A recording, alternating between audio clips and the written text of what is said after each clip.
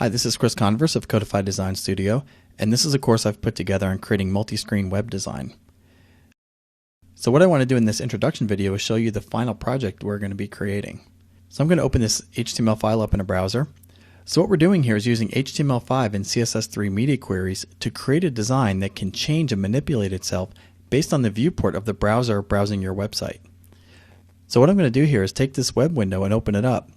And when we get higher than 980 pixels, the design's going to lock itself down and then center in the browser. When I get below 980 pixels, we're going to set the design up to be liquid or fluid so that all of the items in the page will actually stretch to conform to the overall width of the browser.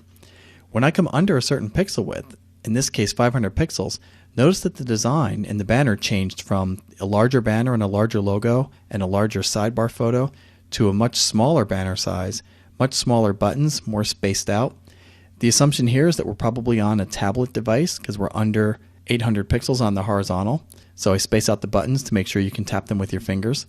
And then when we get even smaller, under 500 pixels, we rearrange the content altogether. We take the sidebar and move it under the content. And we even take those links at the top and move them down to be underneath the content. So if somebody visits this same page on a mobile device, they can flick their finger down to the bottom and then use the navigation content links once they've finished reading the content.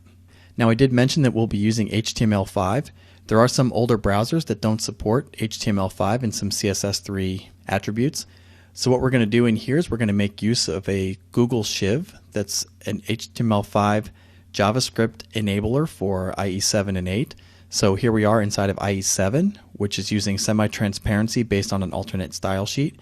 And it's even rendering the heading area, which is an HTML5 tag, a footer area, which is an HTML5 tag, and a navigation item up here, which is also HTML5. So while IE 7 does not support the device-sensitive layout changing, we do see the layout working correctly in IE 7. If we hop over to IE 9 running in Windows 7, we can see the device is working over here as well. I can even close this down because IE 9 has device sensitivity as well. So I can scroll down here and see the buttons showing up down at the bottom. But what makes this so powerful is that we can run the same content in devices as well. So here's the same design running on an iPad in a simulator here. And if I rotate the screen, I can see that the device will actually change. In this case, we see the medium screen display versus the large screen display. One thing you might notice on iOS devices, the phone and iPad, we might have to pinch down the change, but here we're seeing that full computer screen size. In addition, let's hop over to Android.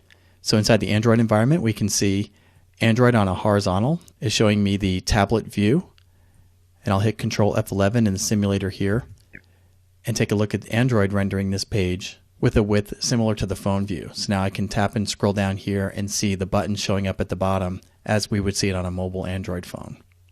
So during this course, we're going to be creating the HTML and CSS files necessary to make all of these layouts happen across all of these different screen sizes. And so one of the things we're going to do is be referring back to a sketch. So I always prefer creating a sketch of your interactive projects. This gives us the ability to figure out some of the measurements, figure out our strategy as far as HTML and CSS is concerned, and give us an idea when we're in the HTML and CSS of what some of the measurements are going to be. So in this sketch here, we've actually defined out how we're going to have the design changing. So we've seen this working in all the different browsers, and this is the sketch we came up with to sort of figure out what's going to happen. Figure out the fact that the navigation is actually going to move from the top area on both the computer and tablet area to moving down to being under the content on the mobile phone area. We're also taking these content areas, the left side and right side content containers, and shifting them to be vertical when we switch over to the handheld device as well. So I hope this course sounds interesting to you, and if it does, let's get started with the first movie.